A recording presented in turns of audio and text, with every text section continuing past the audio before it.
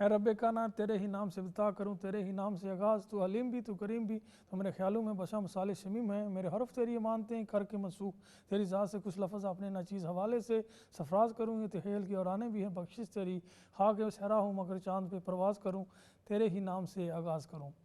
अल्लाहुम्मा सल्ली अला सय्यदिना मोहम्मद व अला आलि सय्यदिना मोहम्मद बिअदद कुल्ल दाइन दुआइन व बिअदद कुल्ल मिल्लत। अस्सलाम वालेकुम नाज़रीन, जैसे कि एवरी सैटरडे को हम इकरा टीवी पे ये लाइव प्रोग्राम लीगल टॉक लेकर आते हैं, हस्ब मामूल से आज भी हम लाइव हैं।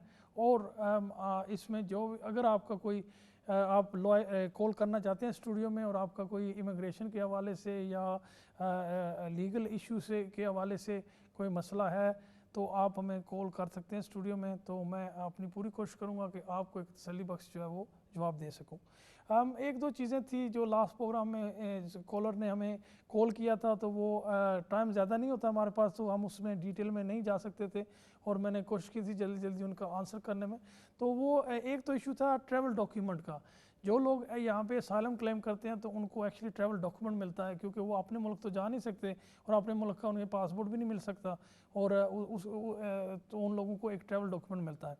क्योंकि अब हम यूरोप से जो है वो इनफैक्ट बाहर आ चुके हैं 31 दिसंबर से, तो पहले 6 माह जो है वो अगर आपके पास यूरोपियन पासपोर्ट है या ब्रिटिश पासपोर्ट है, आप विज़िट करना चाहते हैं यूरोप, तो आप पहले 6 माह में जो है वो विज़िट कर सकते हैं, कोई वीज़े की ज़रूरत नहीं पड़ेगी। वो वहाँ से भी अगर कोई यहाँ पे आना चाहता है इंग्लैंड में, तो वो पहले 6 माह में उसे भी वीज़े की कोई ज़रूरत नहीं पड़ती है। तो जो ट्रैवल डॉक्यूमेंट वाले हैं उनके लिए जो है वो सवाल किया था किसी ने लास्ट वीक मेरे पास, तो वो मैं डिटेल में नहीं जा सका।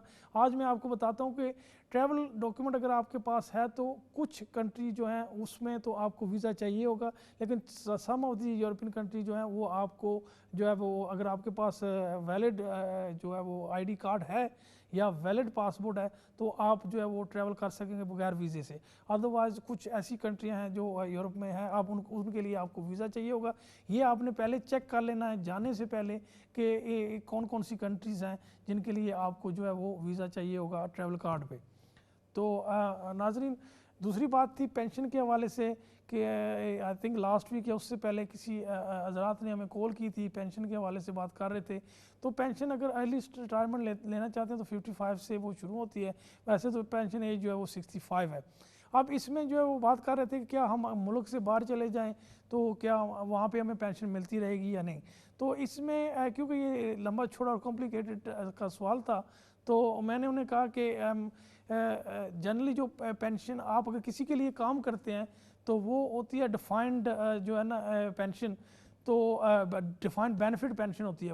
वो आप किसी के लिए काम कर रहे हैं, यानी कि आप सेल्फ एम्प्लॉयड नहीं होते हैं, तो उसमें एम्प्लॉयर जो है वो आपको पेंशन देता है। वो डिपेंड करता है कि आपने कितना साल काम किया है और आपने की अर्निंग क्या थी, उस हवाले से आपकी पेंशन जो है वो बनती है। इसमें अगर आप मुल्क से बाहर जाकर रहना चाहते हैं तो फिर इसमें थोड़ा सा कॉम्प्लिकेशन है और ये कॉम्प्लिकेटेड सिचुएशन है, आप अपनी पेंशन लूज़ भी कर सकते हैं। इसमें सबसे बेहतर यही होगा कि आप यहाँ पे अपना जो अकाउंट है उसको मेंटेन रखें, अपनी पेंशन रेगुलर जो है वो अपने अकाउंट में जाती रहे और आप वहाँ से जो है विड्रॉ कर लें, अपने वहाँ का जो बैंक है उससे विड्रॉ कर लें। ये सबसे बेहतर तरीका, क्योंकि अगर डिटेल में जाना चाहते हैं तो हमारे पास इतना टाइम नहीं है, इसके लिए आपको बेनिफिट स्पेशलिस्ट चाहिए और जो आपको इसका पूरे डिटेल में जो है वो आपको बताए। दूसरी पेंशन होती है जो डिफाइंड कंट्रीब्यूशन पेंशन होती है, वो इनफैक्ट आप सेट कर सकते हैं, आपका जो एम्प्लॉयर है वो भी सेट कर सकता है। नॉर्मली ये ज़्यादातर सेल्फ जो एम्प्लॉयमेंट लोग होते हैं उनके हवाले से होती है। ये मुख्तलिफ स्कीमों में आती है, मुख्तलिफ स्कीमें जो आपने जिसमें आप इन्वेस्टमेंट कर सकते हैं और ये पेंशन के लिए। तो वो उस सिचुएशन में अगर आपको मुल्क से बाहर रहना चाहते हैं तो आपके लिए जो है वो आप मुल्क से बाहर रह सकते हैं और वो आपको पेंशन वहाँ पे भी मिल सकती है। और या आप यहाँ पे जो अपना अकाउंट सेट करते हैं उस अकाउंट में आप पेंशन लें और फिर अपना जो बाहर जो जिस कंट्री में भी रहे हैं वहाँ का जो अकाउंट नंबर है वो आप इस्तेमाल करें तो उससे आप पैसे निकाल सकते हैं। तो ये दो डिफरेंट किस्म की जो है वो पेंशन्स हैं। और एक बात वो कह रहे थे कि पेंशन क्रेडिट होती है, एक होती है यूनिवर्सल क्रेडिट। जो लोग पेंशन क्रेडिट ले रहे हैं वो यूनिवर्सल क्रेडिट नहीं ले सकते हैं। तो मई 2019 से पहले ये रूल था कि अगर आपका एक पार्टनर जो है, आप एक पार्टनर तो वो 65 एज पे चला गया उनकी तो पेंशन होगी, दूसरा पार्टनर जो है वो स्टिल यंगर देन 65 और उनकी पेंशन नहीं हो रही है, तो वो एक्चुअली मिक्स कपल का उन्हें कहते थे, वो जो है वो जो है यूनिवर्सल क्रेडिट पे जा सकते थे। लेकिन मई 2019 से जो है वो रूल भी जो है वो बदल गया कि वो यूनिवर्सल क्रेडिट पे नहीं एप्लीकेशन कर सकते। ये ब्रीफली मैं आपको जो है ये पेंशन के बारे में बता रहा हूँ। पेंशन के रूल्स एंड रेगुलेशन ऑब्वियसली बहुत सारे वैलिड हैं और स्ट्रेट फॉरवर्ड नहीं है, तो अगर आपने डिटेल एडवाइस लेनी है तो फिर आप स्टूडियो में कॉल करें, मेरा जो है नंबर ले लें ऑफिस का या मेरा पर्सनल नंबर जो है, तो फिर आप या टेलीफोन कर लें या अपॉइंटमेंट बना लें, हमारे दफ्तर आ जाएं, तो मैं फिर इस सिलसिले में मज़ीद बात आपसे कर सकता हूँ। आज नाजरीन मैं पेरेंट्स के हवाले से बात जो है लास्ट प्रोग्राम में मैंने शुरू की हुई थी, तो वो मुकम्मल नहीं हुई थी क्योंकि बीच में कॉलर जो है वो कॉल कर रहे थे। तो जो पेरेंट्स हैं उनकी जो रूल्स एंड रेगुलेशन, अगर आप यहाँ पे रह रहे हैं, आपका पूरी फैमिली इधर है, तो आपके माँ बाप जो हैं, आपके वालदान जो हैं वो इनफैक्ट पाकिस्तान में है, किसी और मुल्क में है, तो वो अकेले हैं वहाँ पे और उनकी उम्र 65 से ऊपर हो चुकी है और इनफैक्ट वो बीमार हैं और डिपेंडेंट भी आपके हैं, यानी कि उनका जो भी खर्चा है वो आप कर रहे हैं। तो फिर इस सूरत हाल में आप अपने पेरेंट्स के लिए एप्लीकेशन डाल सकते हैं। ये एप्लीकेशन एक पेरेंट्स का भी एप्लीकेशन होता है, एक एप्लीकेशन आप ह्यूमन राइट्स के अंडर भी ये एप्लीकेशन डाल सकते हैं। ह्यूमन राइट्स के अंडर जो है वो तो ज़्यादातर अगर वो ऑलरेडी यहाँ पहुँच चुके हैं एज अ विजिटर, तो आप एप्लीकेशन डालें अंडर ह्यूमन राइट्स में। पेरेंट्स में डालेंगे तो वो इनफैक्ट उसकी जो फ़ीस है होम ऑफिस की वो बहुत ज़्यादा हो, तकरीबन 4,500 पाउंड तक लग सकती है। अगर ह्यूमन राइट्स के अंदर करते हैं तो 2,500 तक वो फ़ीस आएगी। तो राइट ऑफ अपील मौजूद होता है ज़्यादातर, जैसे मैंने लास्ट प्रोग्राम में कहा था कि ये जो ऑल्दो एप्लीकेशन अवेलेबल है, फ़ीस भी ले लेंगे, आपके डॉक्यूमेंट्री एविडेंस हैं वो भी इनफैक्ट आपके पास सारे के सारे मुकम्मल हैं, फिर भी जो वीज़ा वो नहीं दे रहे हैं होम ऑफिस जो है। अगर आप अब्रॉड से भी अप्लाई करेंगे या विद इन कंट्री अप्लाई करेंगे तो वीज़ा इस एरिया में बहुत ही मुश्किल से दे रहे हैं, डिस्पाइट जैसे मैंने कहा कि सारे रूल्स एंड रेगुलेशन आप कंप्लाई करते हैं। इसके हवाले से मैंने ये भी कहा था कि आप अपने जो लोकल एमपी है उसके पास जाएं और उसको कहें कि ये पार्लियामेंट में आवाज़ उठाए, क्योंकि ये कई ऐसी सिचुएशन है मैंने खुद देखी है, कुछ ऐसे केसेस जो मैंने किए हैं। इनफैक्ट जो वालदैन हैं उनका कोई भी लुक आफ्टर करने वाला नहीं है और 24 आवर उन्हें केयर चाहिए और वो अकेले अब रह नहीं सकते हैं, उम्र उनकी इतनी हो चुकी है कि वो अकेले नहीं रह सकते और बीमार हैं। सम टाइम इनफैक्ट ऐसी सिचुएशन भी है जहाँ पे वो अपनी मेडिकेशन जो है वो भी उन्हें लेने का जो है वो याददाश्त इतनी ख़राब हो चुकी है कि वो भी उन्हें याद नहीं रहती कि हम अपनी मेडिकेशन लेनी होती है। तो ऐसी सिचुएशन जो है वो इंसानी और उसी हकूक़ के हवाले से भी जो है वो फेयर नहीं है। तो इस सिलसिले में जो है वो थोड़ा सा जो है कम्युनिटी को काम करना पड़ेगा।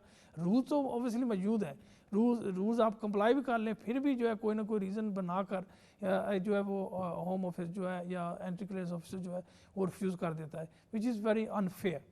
तो नाजरीन एक बात मुझे और याद आ रही थी, अभी तो मेरे जहन से चली गई है, वो मैं बाद में जब दोबारा मुझे याद आती है तो वो उस हवाले से मैं फिर बात करूँगा।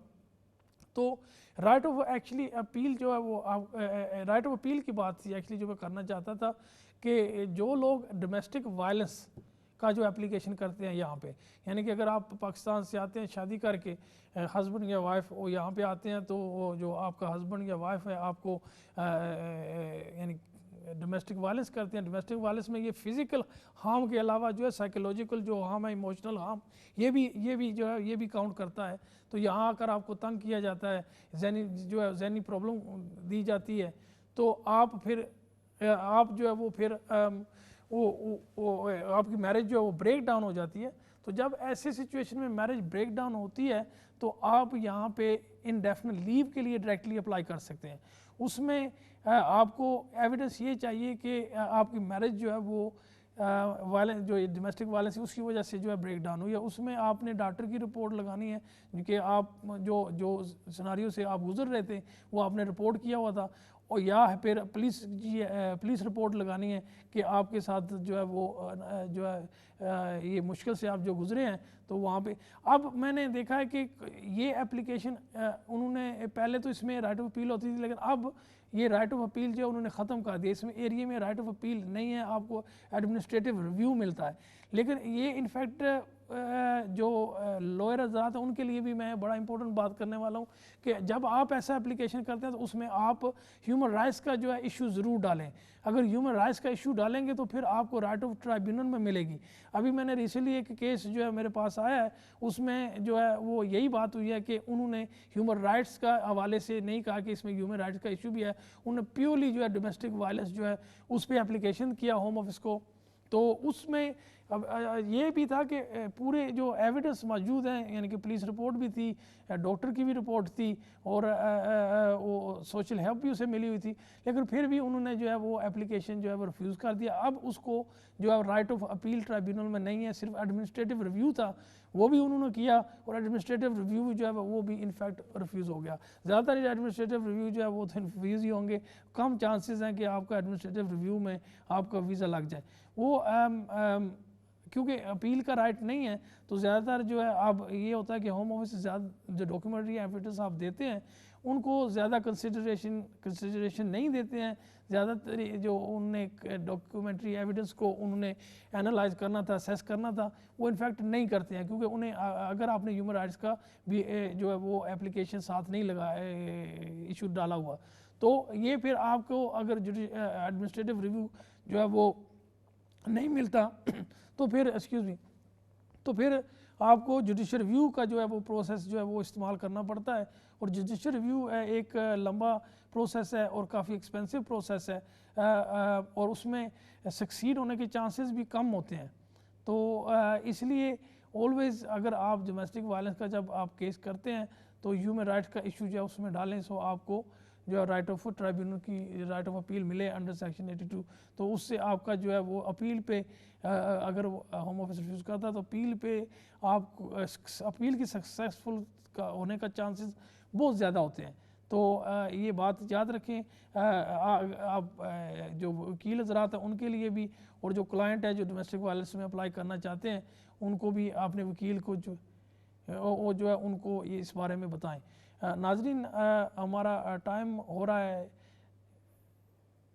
40 सेकंड्स हैं अभी, ब्रेक पे जाएंगे, ब्रेक के बाद फिर हम आपको मिलेंगे।